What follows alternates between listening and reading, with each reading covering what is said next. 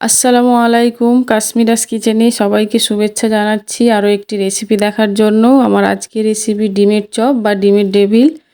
এটি খেতে ভীষণই মজার আর বানানো খুবই সহজ।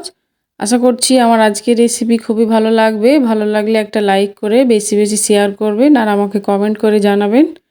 যারা এখনও সাবস্ক্রাইব করেননি অবশ্যই সাবস্ক্রাইব করে দেবেন। চলুন আজকের রেসিপি শুরু করি। তো প্রথমে আমি আলু আর ডিমটাকে সেদ্ধ করে নেব প্রেসার কুকারে একসঙ্গেই সেদ্ধ করে নেব। যেহেতু আমরা গ্যাস সিলিন্ডার নিয়ে সবাই একটু ভয়ে ভয়ে আছি, তাই 3 থেকে 4টে সিটি দিয়ে আমি আলু আর ডিমটা সেদ্ধ করে নিয়েছি।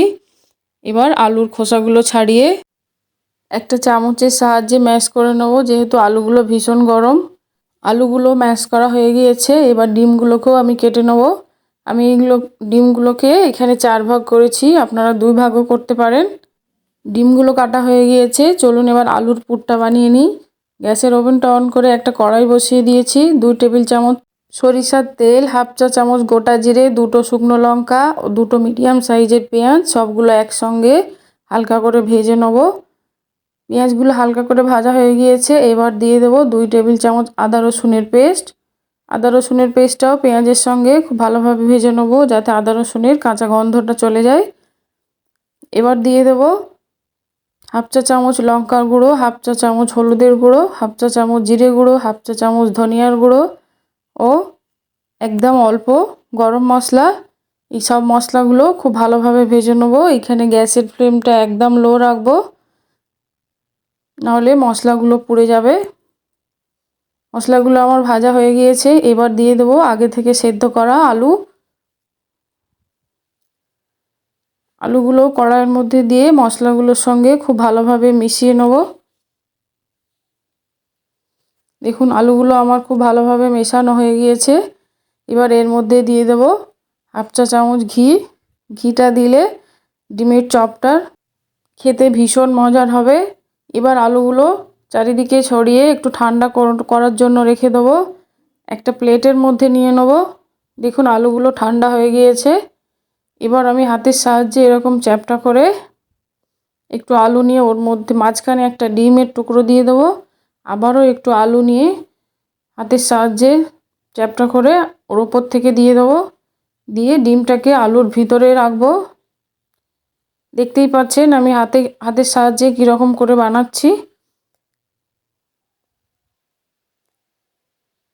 সব ডিমের চপগুলো আমি এইরকমভাবেই বানিয়ে নেব। প্রথমে একটু আলু নিয়ে ওর মধ্যে একটা ডিম দিয়ে তার উপরে আরও একটু আলু দিয়ে ভালো করে হাতের সাহায্যে গোল গোল করে বানিয়ে নেব। দেখুন আমার সব ডিমের চপগুলো বানানো হয়ে গিয়েছে। এবার চপগুলো কোটিং করার জন্য একটা ছোট্ট বোলের মধ্যে নিয়ে নিয়েছি 2 চামচ ময়দা ও 2 চামচ কর্নফ্লাওয়ার। অল্প পানি দিয়ে কর্নফ্লাওয়ার ও ময়দাটাকে ভালো করে গুলে নেব। ওর মধ্যে দিয়ে দিয়েছি 1 চিমটি লবণ ও হাফ চা চামচ গোলমরিচের গুঁড়ো। এবার নিয়ে নেব টোস্ট বিস্কুটের গুঁড়ো। একটা ডিমের চপ নিয়ে ময়দার গোলার সঙ্গে ডিপ করে বিস্কুটের গুঁড়োর সঙ্গে গড়িয়ে নেব। দেখুন আমি কিভাবে গড়িয়ে নিচ্ছি। এপাশ থেকে ওই পাশ গড়িয়ে নিয়ে কোটিং করে নেব। অবশ্যই ডবল কোটিং করতে হবে। দেখুন এই যে একবার করে নিয়েছি, আবারও ওর মধ্যে আরেকবার ডিপ করে টোস্ট বিস্কুটের গুঁড়োর সঙ্গে আরেকবার ঘুরিয়ে নেব। তাহলে আর খুলে যাওয়ার কোনো ভয় থাকবে না।